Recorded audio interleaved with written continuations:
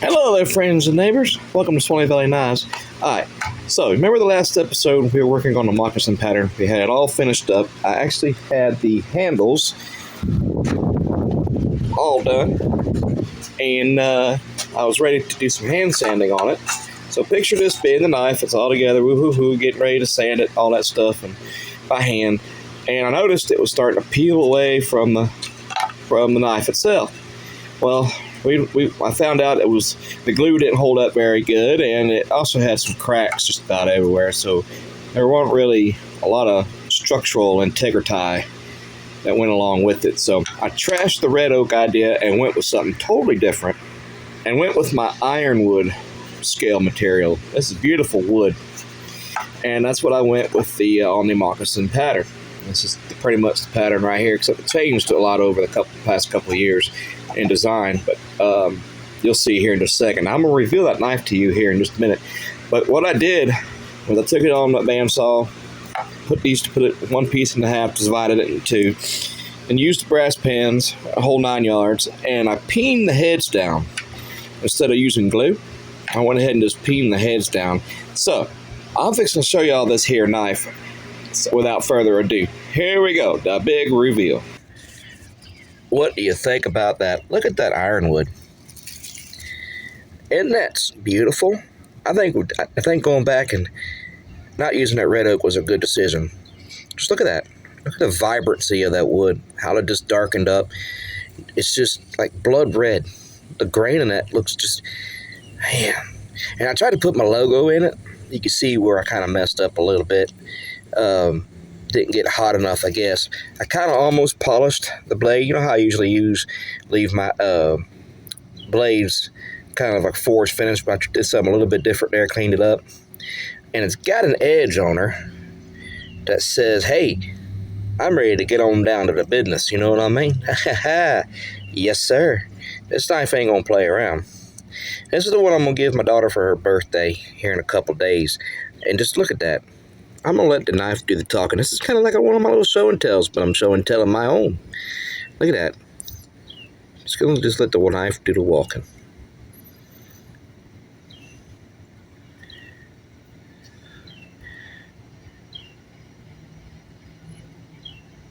See if I can get that blade to show up better.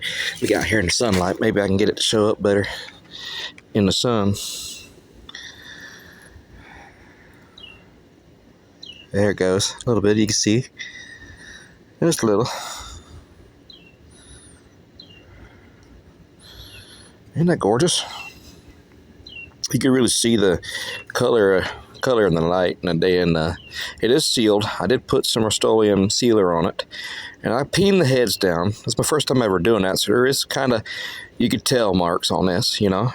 You could tell it was my first time kind of marks. But all in all, this knife is really beautiful. Now, this was the first ever run of the moccasin pattern. First ever. First one ever made.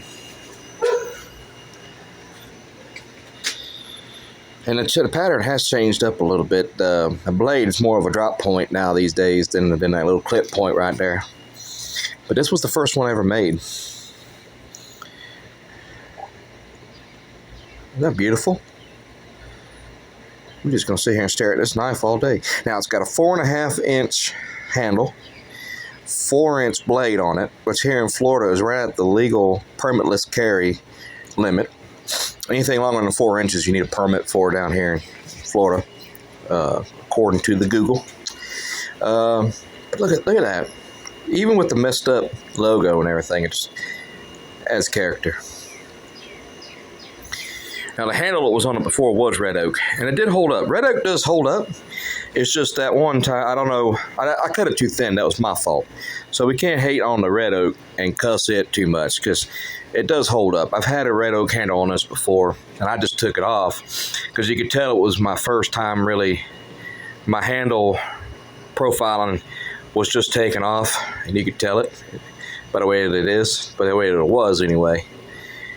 It was really like a big fat belly on it, and it just, you know, it was pretty big. It wasn't slender like this. And my handle work, I hope, have gotten better over the past couple of years.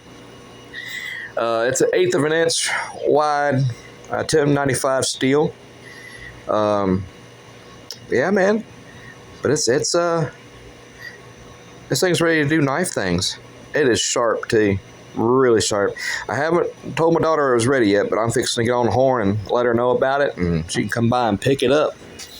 So I want to thank y'all so much for clicking on. This video ain't very long, but just wanted to show y'all. I know that in the last video, y'all probably hoping on getting this knife done, seeing the finish with the red oak, but that just shows you that not everything goes according to plan. Excuse me, I was wiping the sweat off my forehead.